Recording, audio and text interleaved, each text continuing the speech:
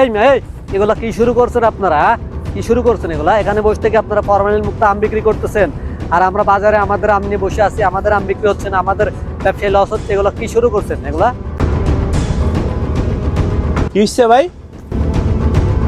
কি কইলেন আপনি? আপনি বাজারে আমাদের জন্য আপনি আম বিক্রি করতে পারতেছেন না? আপনাদের মানুষের আম খাওয়াইতেছেন, আপনি আম খাওয়াইতেছেন না, আপনি বিষ খাওয়াইতেছেন মানুষের। আপনার এই আম গর্ভবতী মা বোন, বাচ্চা, বৃদ্ধ মা বাবা সবার জন্য ঝুঁকিপূর্ণ। কিডনি হইতে লিভার পর্যন্ত নষ্ট হয়ে যাবে। আর আমরা যে আম বিক্রি করি, এই আমটা ফরমালিন মুক্ত, বাগান থেকে সংগ্রহ করে আমরা আম বিক্রি করি, সারা বাংলাদেশে হোম ডেলিভারি দিই।